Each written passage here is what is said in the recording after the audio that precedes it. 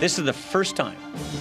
This is the first time in 5 years we will finally put a bill on the president's desk that defunds Obamacare. For years, Senate Democrats have been blocking and filibustering these bills. This is too important to let up. Welcome back to The World Over. That was Speaker Paul Ryan yesterday announcing the bill to defund Obamacare. My first guest made quite a splash in 2014 when he upset establishment incumbent Eric Cantor to become the congressman representing Virginia's 7th District. He's a former economics professor and currently serves on the House Budget Committee. Joining me from Capitol Hill is Congressman DAVID BRAT. Congressman, thanks for being here. Great to be on, Raymond.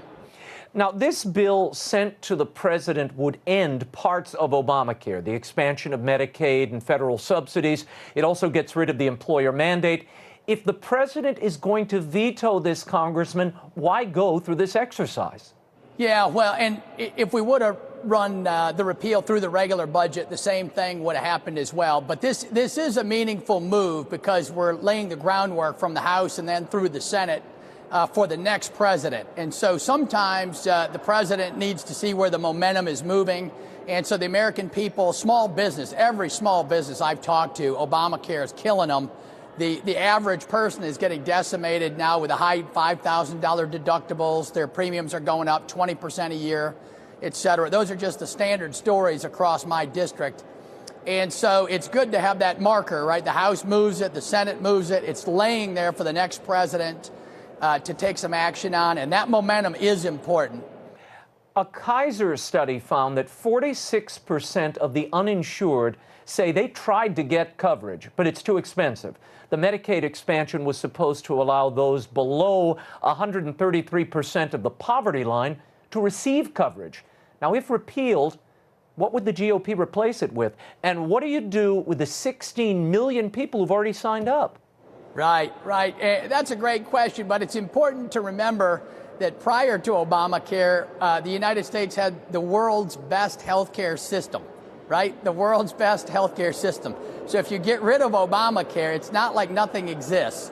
We still have free markets. We still have insurance companies all over. We have hospitals. We have the best trained doctors in the world. All of that is there. And then the question always is, how do you handle the folks at the lower end of the income distribution? And the United States has always been more than fair that way, but there's a way to do that, right? People would prefer cash to be able to buy products in the open market and then have firms bid down the price through competition. And the same thing would go for pharmaceutical drugs, et cetera. Hospitals would have to compete, and that's the way every other market works. And so we need to get health care back into the normal economic environment. Central planning failed for all of human history, right? I taught economic history. Economic growth only started in 1800. Prior to that, every government on earth was run top down by the pharaoh or the king or the monarch or whatever. They all failed. And so as President Obama moves us toward that top down approach, 1/5 of the economy is failing. Median wage growth for the average family in this country is zero, right? 2/3 of the folks have had flat incomes for 20 to 30 years. And part of it now is due to Obamacare, right? We're not growing anywhere near the 3% we should be at if we're just at historical norms.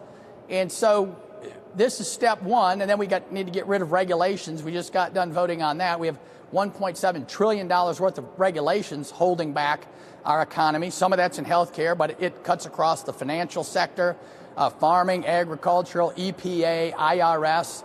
There's overreach across the board. And so Republicans know what direction we have to move in. Now it looks like the American people are with us. 70% thinks that their kids aren't going to do as well in life as they have. That's a scary diagnosis for the future economy. 70% think President Obama's moving in the wrong direction. 70% think he doesn't have a foreign policy that's coherent. And so when you got 70% of the people on your side on the major issues of the day, we're in good shape, and we need to lead on that message. Let's talk about this spending bill passed in December. Now, the GOP Congress this week is trying to repeal Planned Parenthood funding and Obamacare, but it funds both of those things in this new appropriations bill. You voted against that spending plan. Should voters trust this congressional leadership? Congressman Brat. Yeah, well, that's the issue, and we'll find the answer pretty quickly. We have the budget moving forward. Paul Ryan said, the budget was a crap sandwich. That's not a good thing. Boehner said he was cleaning the barn, so that's been acknowledged by everyone. That was a terrible product. Not only the issues you mentioned, but on top of that, on national security, we did very little. We didn't do anything on the Iraqi refugee problem that we had. We passed a veto-proof majority with 50 Democrats, and we didn't even put that in the budget. We're not doing much on visa waivers, visa overstays. The southern border's still wide open. And on ISIS has threatened to use all those avenues to infiltrate the United States. We have 1,000 terror cases open in the homeland, according to our FBI director, Comey. And ISIS is on the move, and we don't have a coherent foreign policy from China to Russia to Syria to Iran. The other day shot missiles at our ships in the Straits of Hormuz straight out of the movies. And so this is making the American people anxious. That's delivering 70% of voters in our direction, but they demand action, concrete action, not just promises in the future. And so the last budget we just passed didn't accomplish that. It got oil moving in the right direction and a couple other good things, but not nearly enough. Congressman, I know you oppose the resettlement of Syrian refugees here and that you're a man of faith. What should be done about the Christian minority fleeing real persecution in the Middle East? Does the U.S. have a responsibility here? Yeah, we've always had a moral responsibility. I think we're spending $4 billion on refugee resettlement, so it's not like we're not doing anything. And Mark Krikorian, some other experts have shown that we served 12 people over in Jordan or Syria in resettlement projects, delivering food and life-sustaining shelter and that kind of thing, medical care. We can take care of 12 folks over there for the cost of bringing one refugee over here.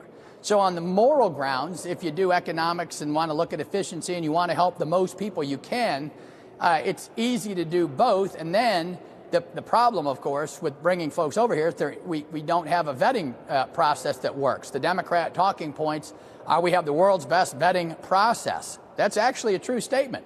But they leave out the other half, we don't have any data. So you can have the best vetting process, but if you don't have any data, it's hard to get the vetting right, and everybody knows that's the case.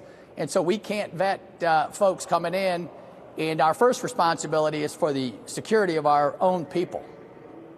Now, Congressman, you just voted for a bill to restrict the administration's ability to lift sanctions on Iran, as promised under the nuke deal brokered last year. What's the problem here, and does this impede or kill that nuke deal? No, so that I came in last November on President Obama's unconstitutional amnesty when he started just doing the end run around Congress and taking the law into his own hands. Federal judges put a stay on that, and in reaction to what the judges did, President Obama is trying to move around the judges. Similarly, on the Iran deal, he came out with his own Iran deal that delivers legal nuclear weapons to the Iranians in about 12 years. ICBMs have only one purpose, to deliver nuclear warheads. They'll be okay in 12 years. And $150 billion in sanctions relief this year, $500 billion in sanctions relief over the 10-year span. So that's the package. I'm obviously no on that. And then the question was, should Congress get involved? And well, yes, Congress should have been involved. The Constitution says the Senate should have taken this entire piece of work and treated it constitutionally in a treaty format, which requires 2/3 of the Senate. President Obama knew he could not get 2/3 of the Senate, so we went down this Corker-Cardin path, and now it looks like it's coming apart with Iran taking aggressive measures against us, shooting missiles last week at our ships in the Persian Gulf area. The economy is reeling from the instability in China. We're seeing this in the headlines everywhere. What is the answer? And how might the Trans-Pacific Partnership, the TPP, help or hurt this situation? Yeah, well, I did a PhD in economics, and I'm normally a free trader, but the part of the trade agreement that I didn't like was the first few words, which gives President Obama more trade authority. And when you give President Obama more authority, you see what happens from the beginning of my term with unconstitutional amnesty to the Iran deal, now to the gun deal, to EPA overreach. And so I'm obviously not in favor of giving President Obama more authority because he exploits it in ways that aren't good for the economy. So normally trade brings economic growth. And before that, China, we want to do well, but they are not behaving in a benign fashion toward the U.S. I've had defense briefings lately, and they're pursuing a very narrow band of aggressive actions against the United States. And the United States does not act in the same way in return.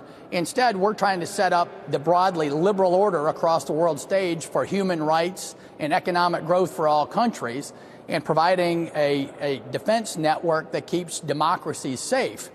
And so China is kind of cheating on the deal there. And so trade should be one lever. Our academic system, the Chinese are coming in and using our top universities. We have all sorts of financial leverage. New York's still the financial hub of the world.